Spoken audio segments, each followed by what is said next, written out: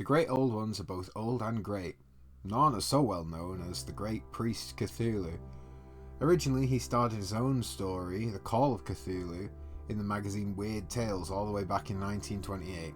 Let's talk about this iconic god, priest, and sex symbol and his incredible influence. Cthulhu is described first when he is seen in idols, small black stones found among his believers and archaeological sites. The idol has been described to be like a man sitting, but only vaguely so. As with everything in Lovecraft, it is obviously not exactly human.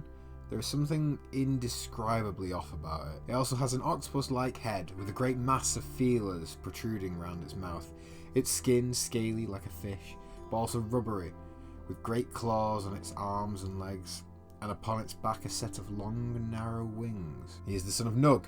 Nug is a god among ghouls. What, like in movies and cartoons? What little green ghouls? Nug himself is the son of very famous Yog-Sothoth, the strongest god within the universe, at least with my interpretation, and Shub-Niggurath, the black goat of the woods with 1,000 young. And finally, Cthulhu is the great-grandson of the most powerful thing. It exists outside our universe, the great sleeping idiot Azathoth. Our entire universe is his dream, and should he ever wake, the universe will cease to exist. Clearly a creature of great pedigree, Cthulhu. Known as the Great Dreamer, he sleeps within the sunken city of Aelia. In his dreams, he causes a subconscious anxiety for all mankind, occasionally infecting the dreams of man with prophecies. The prophecies cause these people to go, on occasion, to start cults. Not only is he the object of worship for humans, but both the My-Go and the Deep Ones worship him. These are other Lovecraftian creatures. Cthulhu slumbers at Aelia, a city sunk beneath the waves of the South Pacific. The city is a place unrecognisable to man. Have you ever looked at an MC Escher painting and just thought, what the fuck's going on? Yeah, so like Aelia is worse. With an Escher painting, things at least in a way make some mathematical sense. However, Aelia is explicitly stated not to make any sense whatsoever. It makes no sense. Lovecraft describes it as non-Euclidean, which is, it's not the best descriptor for what he wanted, as technically our world is already non-Euclidean because it's not on a flat surface. But some other extra descriptions illuminate what our saucy boy HP meant.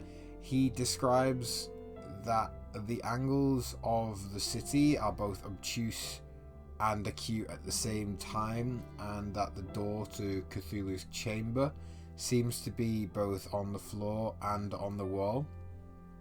I hope I've described this well, though it's hard to explain, and that's kind of the point. Cthulhu's influence cannot be overstated. He has his own role-playing game, a trading card game, a video game jointly made by Bethesda, Ubisoft and 2K Games, a Munchkin expansion pack. Can the plague be over soon? I want to play Munchkin again. Bloodborne is heavily inspired by Lovecraft. A TV series, in fact multiple TV series. Films, including ones like Underwater and Bird Box, metal songs, rock songs, EDM songs, steampunk songs, and fucking theatre plays that are puppet musicals. Puppet musicals! How do you even portray this in a theatre, let alone be like, fuck it, let's add some puppets and songs? I mean, if you're willing to read Lovecraft, then sure, you might have a mind that's mad enough to do that. I think my absolute favourite modern use of Cthulhu is in politics, though, where in many elections, including Polish and American presidential elections, he's used stating that he is the lesser evil, or sometimes going all out and saying he is the greater evil. This includes people putting in an official application for them to be on the ballot. The cream of the crop, though, this is going to need a little backstory. This is the best one, at least in my opinion, being English. So, let me take you back, because a lot of my viewers live in America, the colonies, so they might not know about the decision England and Wales have made on behalf of the whole UK. So, Brexit essentially means we are leaving the EU, which is, looking better and better every day. It's not. But there is this man. This is Nigel Farage. Now, I'm not saying Nige is a liar, but where's that 350 million? Yeah. Now, I'm not here to get political. Like, I'm sure Brexit has done some good things, you know. It must have. God, these comments are going to be a shit show. Anyway, Nige, after leaving UKIP, formed the Brexit Party, of which he is the leader, with the slogan, "Changing politics for good." Liar! God, man, I hate politicians. So back to Cthulhu. Someone decided to parody this party with the Cthulhu Party, of which Cthulhu is the leader. And their slogan is "Changing politics for evil." And it's just fucking perfect, man. I'd vote for him over Farage. Like, I don't feel like this is going to be as appreciated as much as I like it, but it's beautiful to me. And to clarify, I hate all politicians, but there's a select few that I fucking hate the most, and Nigel Farage is definitely up there. Look at him.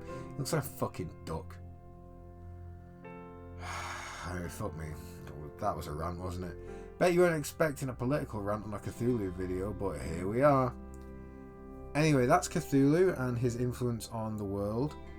Hope you guys enjoyed. Please comment down below if you have something to say.